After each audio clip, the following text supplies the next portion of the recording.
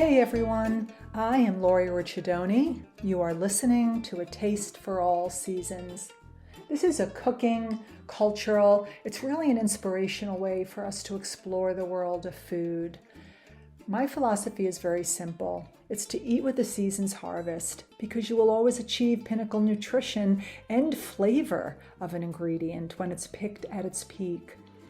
And if you have a local farmer's market, I think all cities have a farmer's market and some organic farmers. It's a beautiful way to support your community and really kick your recipe up an extra notch or two. You can now listen to A Taste for All Seasons podcast on Spotify and Apple Podcasts whenever you're craving some kitchen inspiration. We could all use that from time to time, right? All shows are on my website, lauriericciardoni.com, where we will continue this splendid journey through food as we cook our way through the seasons. And I always update my website with seasonal recipes, both sweet and savory, that I think will offer you some further inspiration. Get ready for a conversation with the owner of High Climate Tea in Asheville, North Carolina today on the pairing of tea and food. And as always, I will share a recipe with you with some holiday dishes, both sweet and savory, with our star ingredient, persimmons. They're in season right now. I wait all year for these beautiful, unique fruits to appear at the market. And you're going to be surprised at what you can do with this very unique fruit. So if you are a curious cook and eater, you're going to want to stick around. Grab a cup of tea or coffee, get cozy, and join me on this scrumptious journey through food.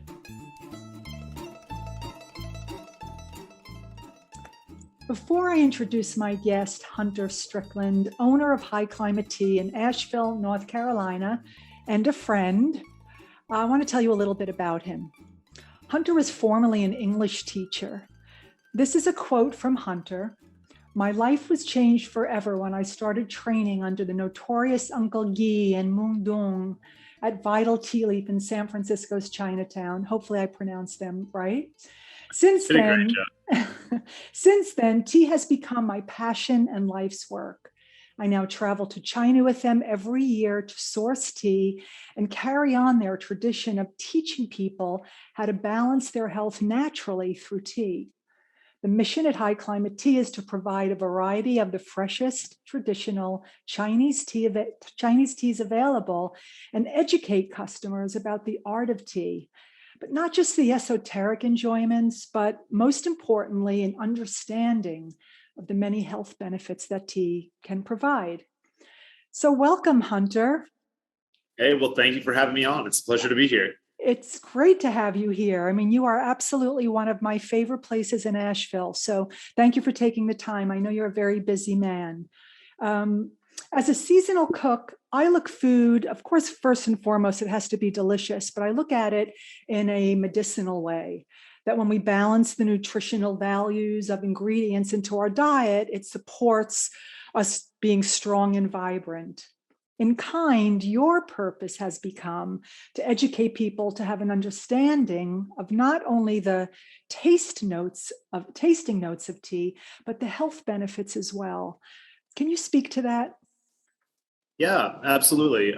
Tea, first and foremost, is a beverage for our natural nutrition, health, and well-being. And Chinese tea is the oldest tea practicing culture in the world. It's where the practice of drinking tea was discovered and developed.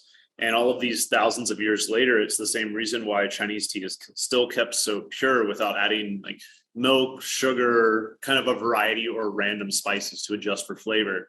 Because when we add all those things to tea, it will offset or disrupt the health benefit. And that's, again, why it's kept so pure. But you can do a variety of things for the body as far as helping to regulate blood sugar and inflammation, helping to balance and overcome allergies, controlling weight, strengthening the immune system to help prevent disease and illness, and general detoxing and cleansing, much like changing the oil on a car or keeping kitchen equipment well maintained, otherwise gunk builds up and things break down. And so tea does a lot of those same things for our bodies, where it cleans it, helps to ensure its longevity, that it functions properly, and that it lasts a long time. And if you know the right tea or the right herb to drink for the right reason, you can achieve really, really profound benefits in your health by doing so. So yeah, that's why it's one of our missions to just help guide and educate people about that here at the tea shop. And just like you mentioned, food is medicine as well, and it's all very closely tied together between the two It ends. is. I mean, more and more, the more I think about it, it's my understanding that higher quality teas are harvested at a particular time, that there are different distinct growth periods, and that there's a first flush and a second flush. Does that have to do with the benefits of tea? Does it determine the flavor profile? Does it address what you were just speaking of, the medicinal values to it when it's harvested? Just, if you can tell us a little bit Yeah, about that. certainly. It doesn't have to deal necessarily with the time of year. Is like flushes are determined. Like first flush is always the first tea of the year, and this can be considered the most energetic and healthy, being the first. The plants have gone through a dormancy period in the winter, but the main thing that differentiates the health benefits in tea is the way that they're processed after they're picked. And always, first and foremost with tea, is the style of picking that it goes through. Is it picked by care with hand, where the whole tea leaf is kept whole and intact so that all the essential oils are preserved inside of it?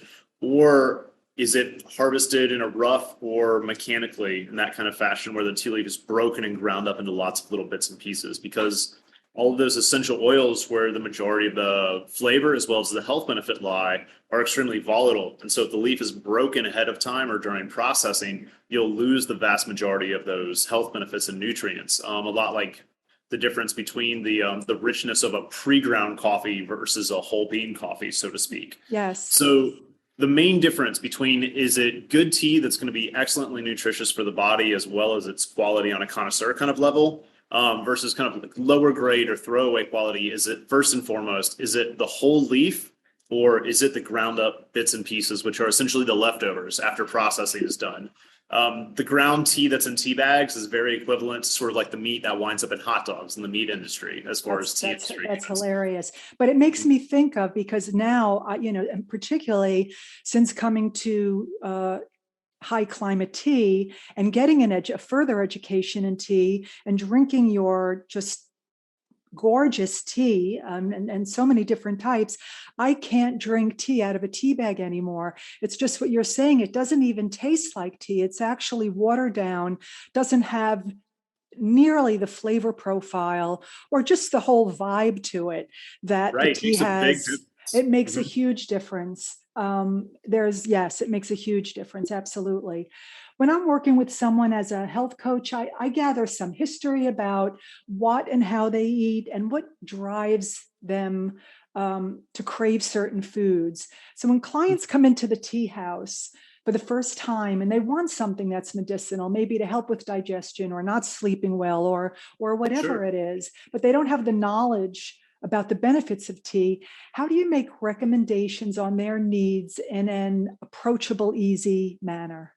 Oh, definitely. And, it always starts with a conversation is always the most important thing. It's difficult to do through sort of like a printed kind of format or whatever. Just like as a health coach, you have to talk to the person and cater to the individual person's needs and their own wants and what they want out of the product or out of their own life and their own health. So, when we're teaching people about tea, a lot of people will get distracted by the names or the flavor that they're looking for. And the first thing that we always ask is, what kind of health benefit do you want? Just like you mentioned, is it something that will help with digestion if you suffer from bad heartburn or, some kind of like chronic indigestion and unsettling? Is it, do you suffer from very high blood pressure or anxiety?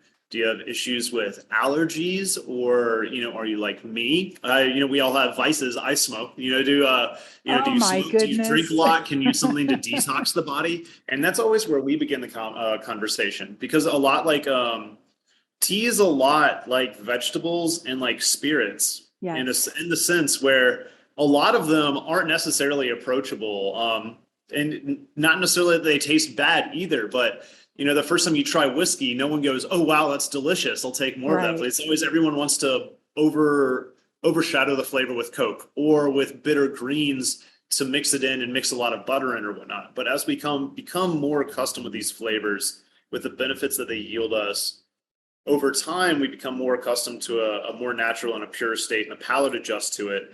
and maybe you don't like spinach or Brussels sprouts or what have you the first time that you try it, with experience as that comes along, you realize that that it's something that grows on grows on you, and that you start to love, and you develop the palate for it.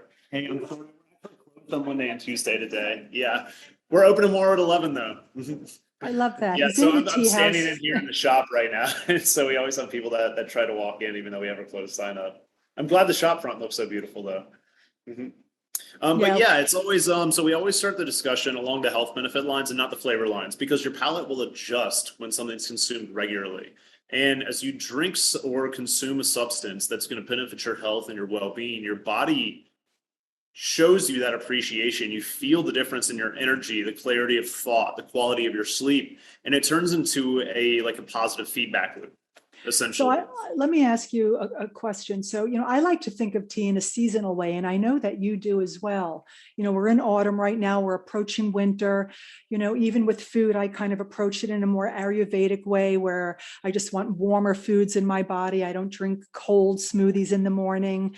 I want Mhm. warmer smoothies with some spices like ginger. Just it changes seasonally. And our body in its divine wisdom, I think, really kind of just craves different things and knows that. So, what Absolutely. are some of the teas that you like to have this time of the year that would be favorable to kind of get us through the colder months? Oh yeah, excellent question.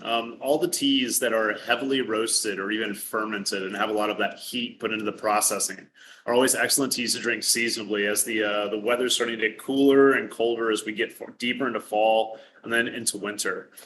So things like classic black teas that we're familiar with in like an English or an Indian style, Mm, some Chinese black teas that would be excellent for this time of year are things like Lapsang Souchong, of which there's a mm, smoked and a roasted style. And the smoked Lapsang is delicious. almost like the scotch of the tea world, whereas the roasted is like the port.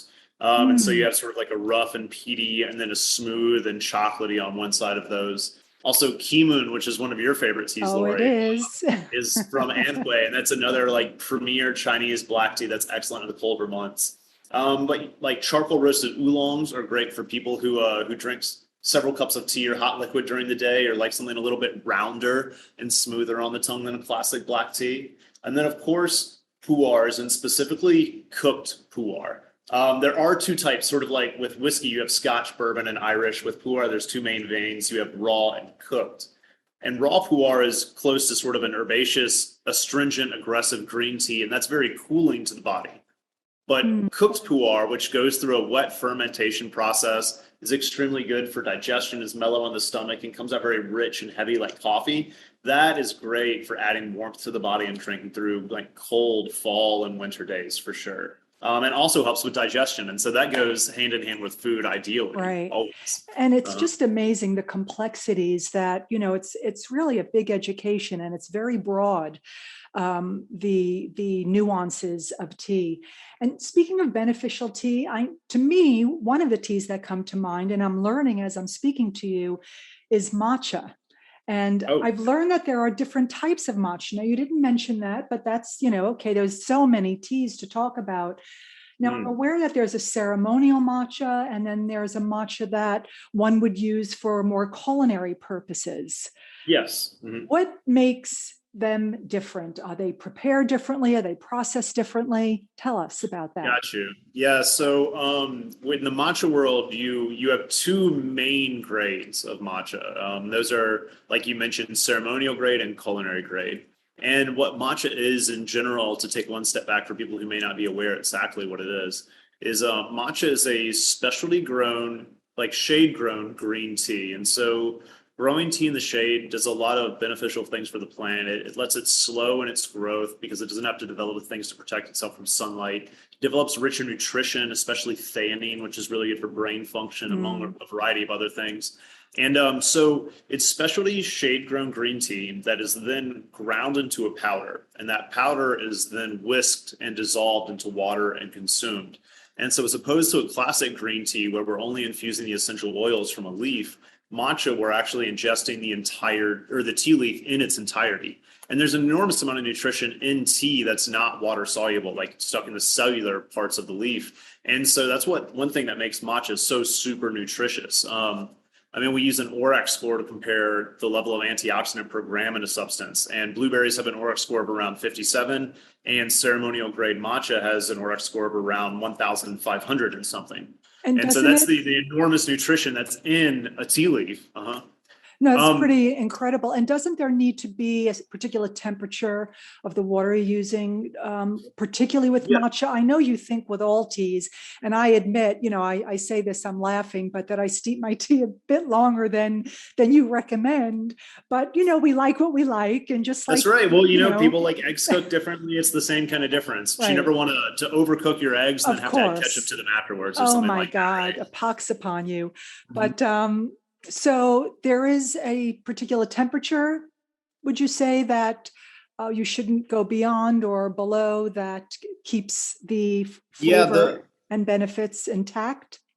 the process of preparing matcha is fairly nuanced.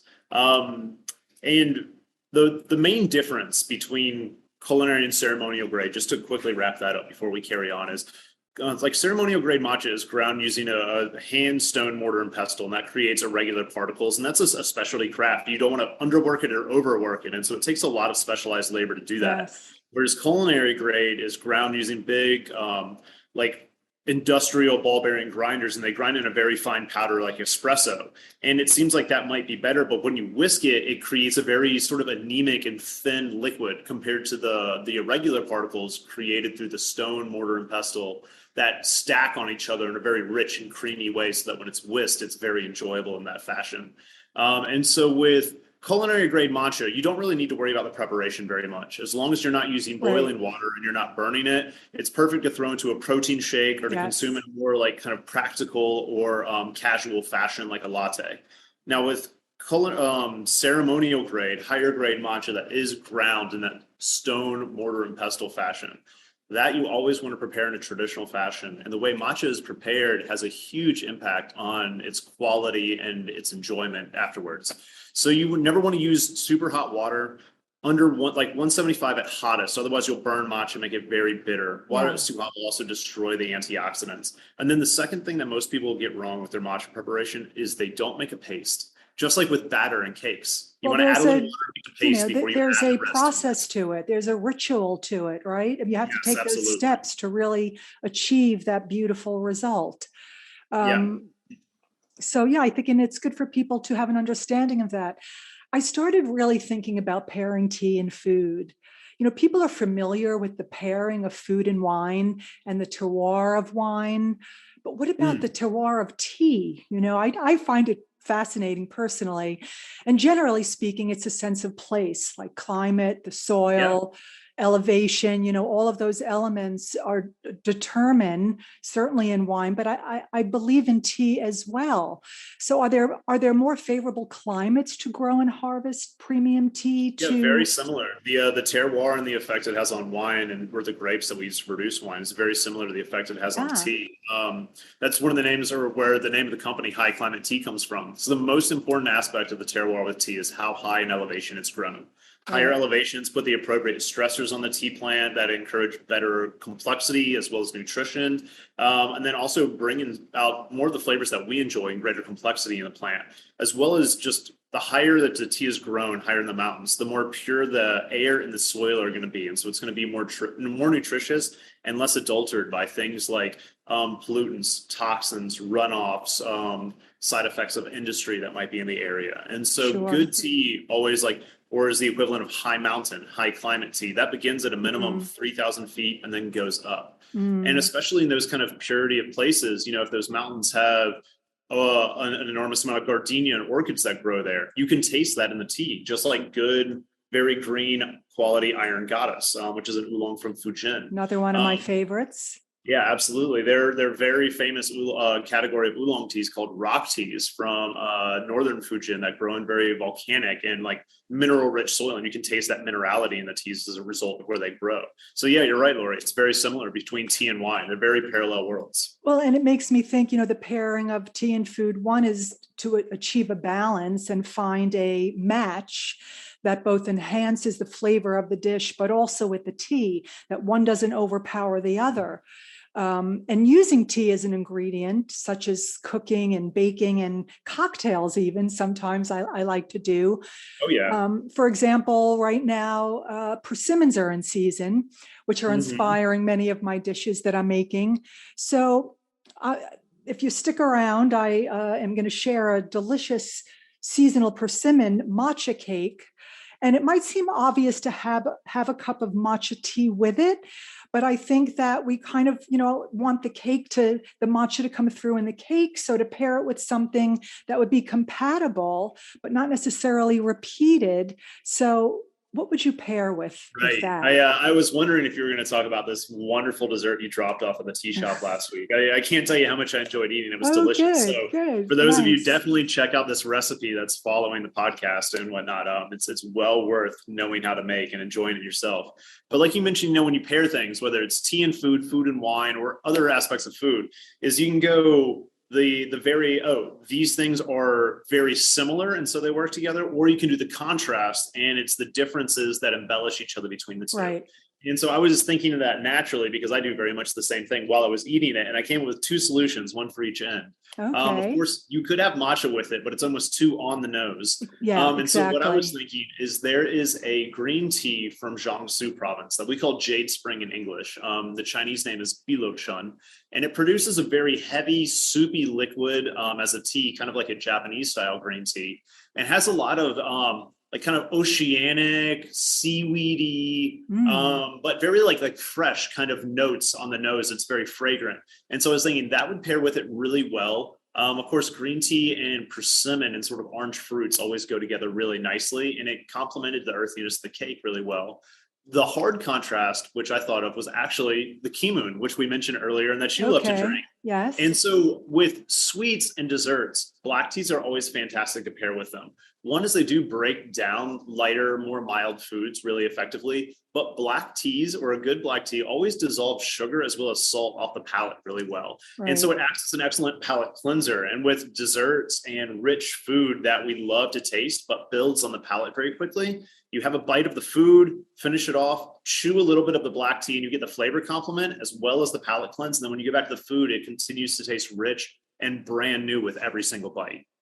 So yeah, that's on the black tea side. I think that's the real winner. And Kimun has this lemony brightness that pairs with the persimmon so nicely also. I So also find a tad of smoke in that. I mean, I might be the only one, but to well, me, the black teas do go through a heavy yeah, roast, and that's what lends the malty yeah, or sort of the smoked and the caramelized flavors yes, to them. Mhm. yes. So the holidays are coming up, and as we all know, with that comes really rich food. And say you're not drinking wine, not that I don't love wine, but I am a tea drinker. I drink tea all day long. But you want something gorgeous to go in a lovely glass to be, celebratory and participate. So what would you pair? I know you touched a little bit on it, and just richer foods or more acidic foods. What would you pair in that kind of dinner? For a tea. Like a more mild, mellow kind of dinner, you mean? No, no, no, no. The rich food. Like I'm saying, the holidays Oh, are coming got you. up. Yeah, So yeah. just With more Thanksgiving dinner and fatty, stuff like heavy. that. Yeah, that kind of Yes. food. What would you So recommend? that would take us back to pu'er tea then for sure. And the main difference between pu'er and black tea, as we commonly know it in the West, is pu'er is fermented as opposed to being very heavily roasted. And that fermenting not only creates a lot of prebiotic in the pu'er, but it also makes it ideal. It essentially breaks down grease and fat like soap. So with all Mm, the holiday meals where you have to loosen your belt a couple of notches, or you right. feel like, oh, the food coma settling in, you can feel your cholesterol raising, but we always pack on those extra pounds. Drink pu'er with those foods. They don't only spare you the heartburn and the indigestion because of how well they break that heavy and rich food down, but they also cleanse cholesterol from the body remarkably well. Yeah, and so they pair with holiday foods fantastically. What would you Heartburn, suggest? indigestion, cholesterol, weight, you can get rid of easily with pu'er. I love that. I'm going to have to get some. What would you suggest after the meal, like as a digestivo, is how we say it in Italian, to just kind of let everything settle in and just a lovely tea after that rich meal. What do you say to that? Oh, definitely. You could go a few tracks for usually our heavier meals are at night. And for people that want to relax, drink a white tea with jasmine after a meal. And the hot liquid will help with digestion. The jasmine, that fragrance will help to calm and relax. White teas are also the lowest in caffeine, so they're not going to keep you awake. Whereas heavier roasted teas generally have more caffeine. Sure. But they are the best for digestion. Heavier roasted or fermented teas like black tea and pu'er help with digestion the best by far. Mm. Now, black teas, heavy roasted ones, they dissolve sugar and salt. So I always like pairing those with desserts or rich snack food. But if you're having a steak or anything very greasy and fatty and oily, drink pu'er after those meals because pu'er breaks that down like soap. You get rid of your heartburn and your food coma in 5 to 10 minutes. And after those really heavy meals, you can eat them and feel satisfied, but not uncomfortable. A cup of pu'er solves that very easily. Because I love heavy and greasy food myself, and pu'er is always what saves me late at night. God, I love that. I hope everyone's listening to that. That's a great little tip.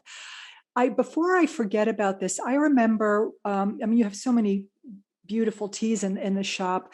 Coming in, you actually gifted it to me, and how can you remember everything? But it was a little block of tea. I was going to friends for dinner, and I wanted to bring something, and it was a block of tea that opened up and turned into a flower, and was very fragrant, and it had a floral note to it, and it was entertaining as well. So, because I know you have an online store too, which we're going to wrap it up soon. I want you to tell people how we could find you and your website. Do you remember that tea? And can you talk Yes, the teas absolutely. that open up into the little flowers? Those are known as blooming teas or blossom teas. Okay. And they're typically a bouquet of flowers. There'll be several different types of flowers that are encased in either white or green tea, but I always carry ones that are encased in white tea because it's more mild. And they're excellent to share in groups of people, sort of when you want more of an event, because they open like a bouquet. At first, it looks like a golf ball or something. No one has any idea what it is. You sort of drop it into a clear vessel full of hot water, and after about 3 minutes, all of a sudden, there's a bouquet of flowers in the middle of it, and someone notices. So, they're great to drink in casual groups. And just as you pour the tea out, you serve everyone around you, and the water level goes down. You just continually add more hot water to it, so that bouquet is suspended, and it makes a great table, like kind of art piece, as well as a functional thing for you and friends to drink. Yes. So we have blossom teas as well as pu'ers, red teas, white teas, and everything that you can imagine on our website. It's highclimatetea.com. We source and import everything ourselves. And if you're ever in Asheville and able to make it in the shop, we love to do education here at the bar as well. So drop in, see us if you ever have a chance. Yes. And I mean, the education that you get at your bar, I really, and when you walk in, you feel like you're home. It just has an incredible vibe. It's, as I'm repeating myself, but one of my favorite places to go in Asheville. And really, you just do an incredible, it's just an incredible addition to our community, Hunter. And really, thank you for that. And you have, every time I come in, I walk away with some new information about tea that I in turn kind of put into certain recipes and share with people. So thank you so much for being very generous with your sharing and your time, and you take good care. Absolutely. Thanks for having me on, Lori. It's a pleasure having you in as always. Take care to you and everyone at home listening. I would like to offer you some of the history and culture about our inspirational ingredient, the beautiful persimmon. Persimmons represent longevity and good luck, and they're in season right now, and they're delicious. There are so many ways to add them into both sweet and savory dishes that I think you will really enjoy. And the persimmon is believed to have originated in the mountain area of southern China and has been cultivated as an important fruit crop in Korea as well as in Japan for centuries. And they have a great deal of fiber and are a good source of vitamins A, C, E, and potassium. And they have a lot of antioxidants that promote overall health. And I think for this time of the year, the colder months, we could all use a little extra support. The best known persimmons are the high chia. These are the ones that we're most familiar with that we see at the market. And they're great to make vinaigrettes and sauces, particularly when they're really ripe because they have a softer quality to them. So you can just really take the skin off, mash them up, chop some shallots fine, little salt, little pepper, little extra virgin olive oil, or some sherry vinegar, lime, lemon. You always want your acidity to balance it. You could add some fresh herbs, and you have a beautiful dressing for not only salads, but you could also add it to a grilled pork or chicken if you like. And then we have the Fuyu persimmon, which is my personal favorite. It boasts a pumpkin orange color inside and out. And the shape is similar to a tomato, but with a firm flesh. They're kind of crisp like an apple, which is part of why I like them. And they're wonderful to add to savory winter salads like the kale salad or shaved Brussels sprouts that you could just remove the leaves off. You keep them raw or shave them on a mandolin, makes it like a little cabbage salad.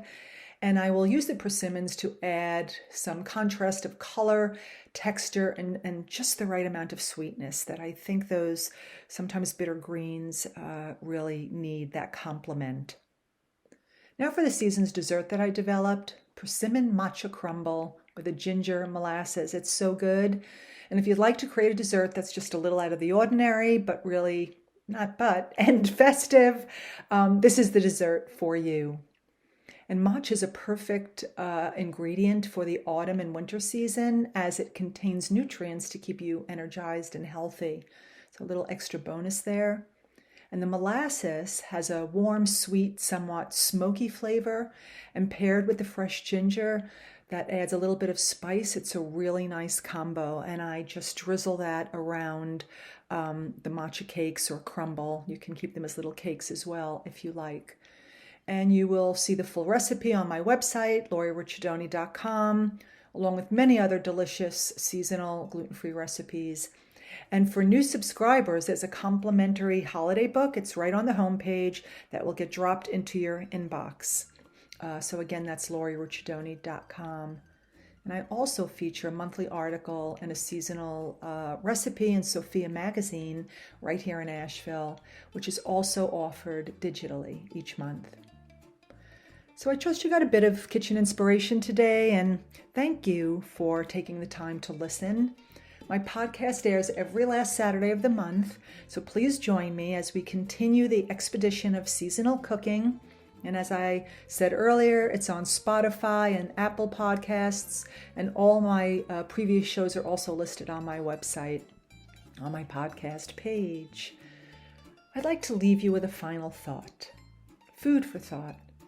This is a reflection from Julia Child's lovely little book that I keep on my coffee table. People who love to eat are always the best people. Cooking is not a particularly difficult art, and the more you cook and learn about cooking, the more sense it makes. But like any art, it requires practice and experience. The most important ingredient you can bring to it is the love of cooking for its own sake. Well said, Julia. And if at first it doesn't turn out the way you would have liked it to, you can try again tomorrow. Buon appetito!